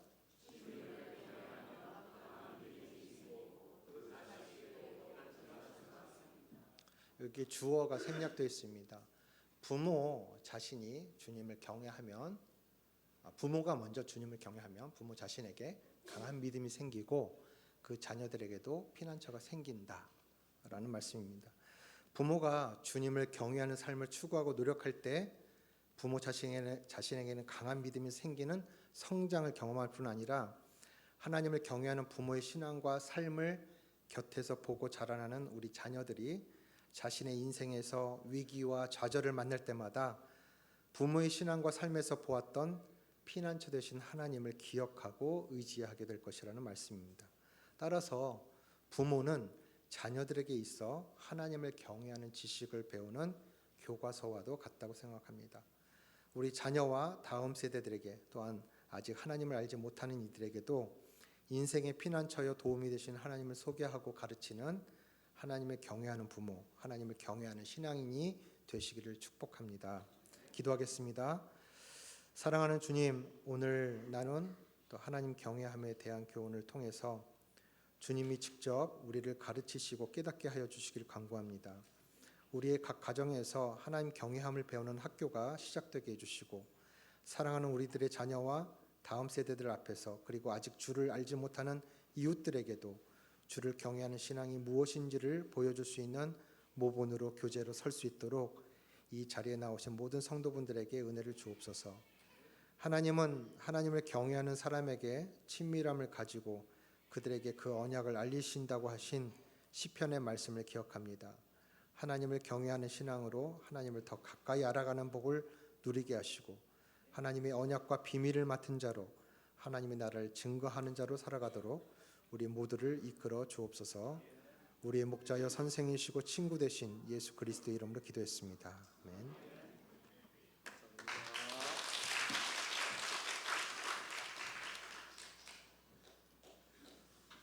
예, 우리 말씀을 우리 생각하면서 또 은혜를 잘못 받으면 아들 노래 이제 놀게 하면 되겠다 생각하시면 안 됩니다. 우리 사망의 그늘에 앉아 우리 찬양하면서 우리 기도를 좀 했으면 좋겠습니다. 우리 찬양 드리겠습니다.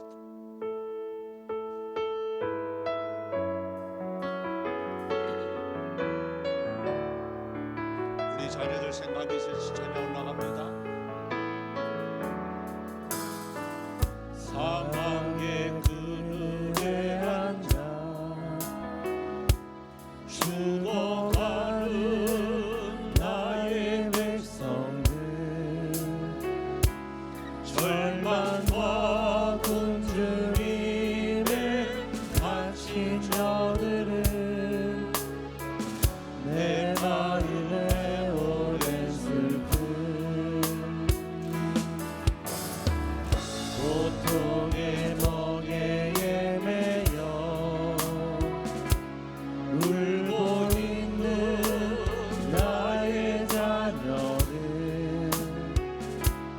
나는 이제 일어나 저들의 멍에를 꺾고 눈물 씻기 원하는데 누가 내게 부르시죠 저들을 구원케 할까 누가 나를 위해 가서 나의 사랑을 전할까 나는 이제 보기 원하네 나의 자녀들 사랑하는 그날 이때 찬송 소리 하늘에 무슨 소리 없나 아득한 게나 우리가 이 시간 같이 기도하기를 원합니다. 하나님 오늘 우리 성교사님 말씀을 통하여서 참 아이들을 우리가 참 이게 억압하고 아이들을 갇혀놓는 그러한 잘못들 저지르지 않게 하여 주옵소서. 마음껏 하나님께 받은 은사들을 개발하며 정말 하나님 앞에 자유로운 영혼이 되어져서 마음껏 펼칠 수 있는 은혜가 있게 하여 주시옵소서. 하나님 교회 오면 즐겁고 교회 오면 행복한 나라가 되어지길 원합니다. 우리 교회가 되어지길 원합니다. 하나님 도와주시옵소서. 다같이 주의 이름 부르면서 동서로 기도합니다. 주여 주여 주여. 살아계신 하나님 은혜와 사랑 감사합니다. 오늘 말씀을 통하여 참 부모로 무엇을 해야 되는 무엇을 가르쳐야 되는지 아버지 하나님 말씀을 통해서 배웁니다. 때로는 우리 마음이 공허하고 실패하고 좌절하는 경우가 있다할지라도 하나님 말씀 붙잡고 한 걸음 한 걸음 나아가면 반드시 하늘 문이 열린다는 이 사실을 다시 한 번 더 도전이 되어집니다. 하나님 할 바를 알지 못하지만 하나님 말씀 붙들고 가면 무엇을 해야 될지 분명히 가르쳐 주시는 하나님의 의지를 합니다. 하나님 우리의 자녀들 주여 불쌍히 여겨 주시옵소서. 할 바를 주여 분명히 가르쳐 주시옵소서. 우리 부모된 자로서 아이들을 장장육할 수 있는 치유와 병들도 허락하여 주시옵소서. 감사를 드립니다. 예수님의 이름으로.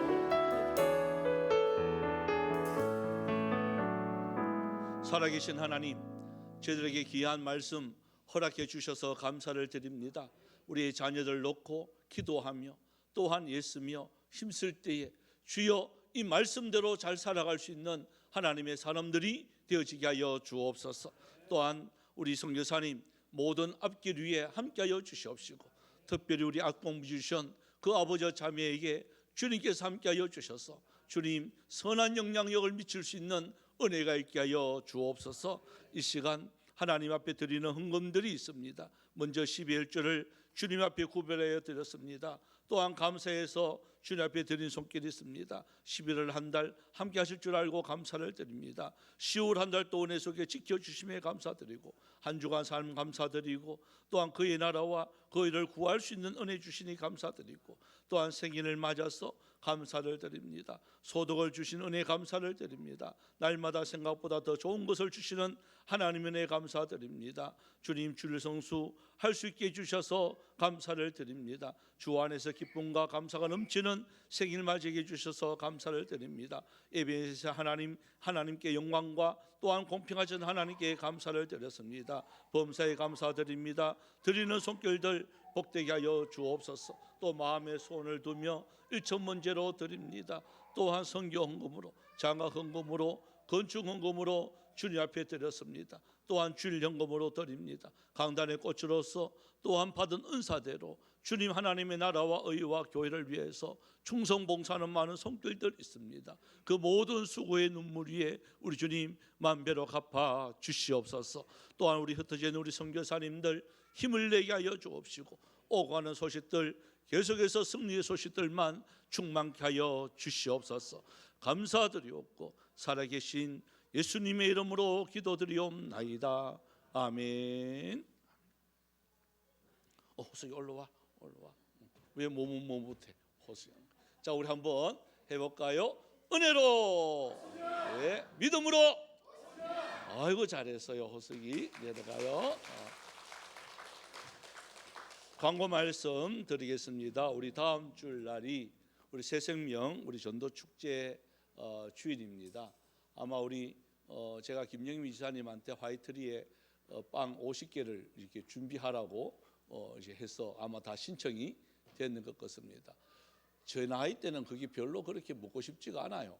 그런데 하도 젊은 분들이 그거 자꾸 막 파리바게뜨는 저리 가랍니다 해가지고 그 빵으로 이제 그것도 뭐 2cm 뭐 이렇게 잘라라고 해서 그게 제일 맛있다고 합니다. 오신 분들이 아마 다 좋아하신다고 그러니까 주문을 해놨습니다. 꼭 새생명들 화이트리에로 전도하지 말고 말씀으로 전도했으면 좋겠습니다. 이제 이번 주에 4주차 마지막 우리 기도회가 이어집니다. 그래서 기도하면 하나님이 역사하는 힘이 나타날 줄 믿습니다. 오늘 우리 선교사님 말씀 감사를 드립니다. 여러분들이 자녀 교육으로서 부모로서 무엇을 해야 되는지를 귀한 시간 너무 감사드리고요. 우리 또 11월 17일 셋째 주일은 우리 주수감사주일로 드려지게 되어지고 마지막 주일은 우리 예친 찬양 축제로 드려집니다. 우리 1층에 가시면 게시판에 있습니다. 거기에 보면 순서가 있는데요.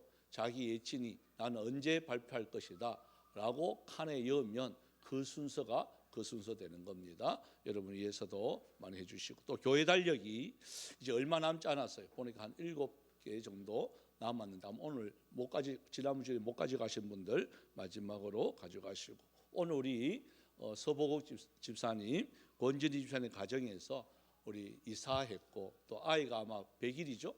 100일 맞이해서 아마 떡을 이렇게 준비를 했습니다. 이제 뭐 먹을 때마다 우리 가을이 잘 자랄 수 있도록 또 봄도 기다린다고 그렇게 해주시면 고맙겠습니다. 그리고 제가 지금 아버님이 어제 저녁에 갑자기 돌아가셨어요. 근데 뭐 슬프지는 않고요. 참 감사하게 정말 감사하게 그래 돌아가셨어요. 그래서 상주가 여 나와서 예배를 인도하고 있습니다. 이것도 복이 아니겠습니까? 그죠? 그래서 진짜 예배에 지장되지 않도록 이렇게 해주셔서 제가 감사를 드리고 오전에만 돌아가셔도 제가 명일교회 목사 위임식 때 설교를 해야 되는데 그럼 못할 뻔했습니다. 그래서 아버님 그거 다 아시고 아마 오후 5시 40분 정도에 이렇게 돌아가셔서 감사를 드리고 이제 오늘 오후 3시에 우리 입간 예배 드리고요. 내일 이제 발인 예배가 12시 반에 그리 발인 예배로 장례를 마무리하도록 여러분들이 기도해 주시면 고맙겠습니다. 우리 다 같이 일어나셔서요. 일상 찬양하고 우리 선교사님 축도 해 주시고. 아 그래요? 아 예, 알겠습니다. 축도 하겠습니다.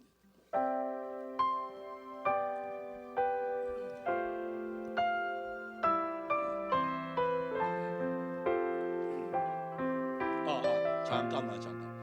우리 찬미가 5분 이제 있네.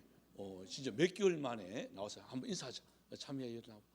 교통사고를 크게 나서 수술을 잘 걷고 있는 거 이 박수 한번 치줘야 돼요. 아이고 우리 못 걸을 줄 알았더니만 이제 걷는다. 예, 얼마나 감사한지 몰라. 대수술을 몇 번 했습니다. 그래 찬미야 들어가 이제 됐다.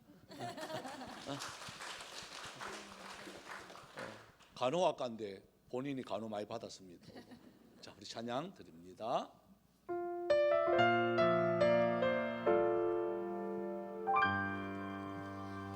나를 보내사 선하신 분 가장 귀한 곳이 바로 이곳이라 내게 주신 곳 광야와 같아도 믿음과 소망 가지고 최선을 다하니 아멘.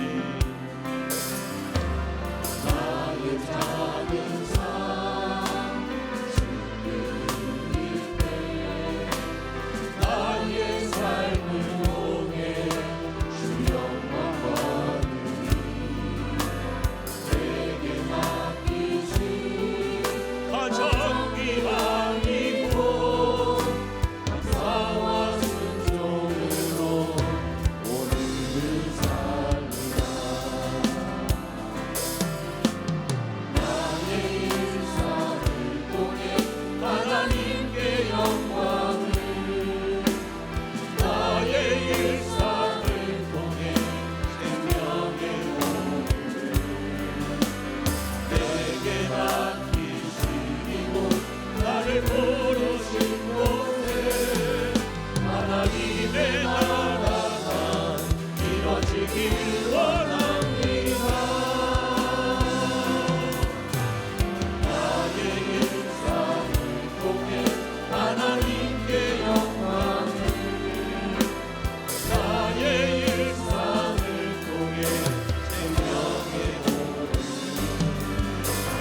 내게 맡기신 이곳 나를 부르신 곳에 하나님의 나라가 이뤄지길 원합니다.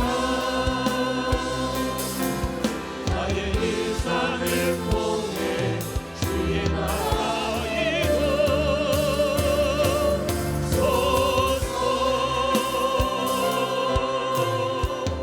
이루소서. 지금은 우리 주 예수 그리스도의 은혜와 하나님 아버지의 놀라우신 사랑하심과 성령님의 유료교통 충만 역사하심의 은사가 부모로 마땅히 갈 길을 가르치기를 원하며 또한 선교사님의 모든 사역 위에 또한 우리 모든 성도들의 가정, 직장, 자녀들 위해 이제로부터 영원토록 항상 함께 있을지어다.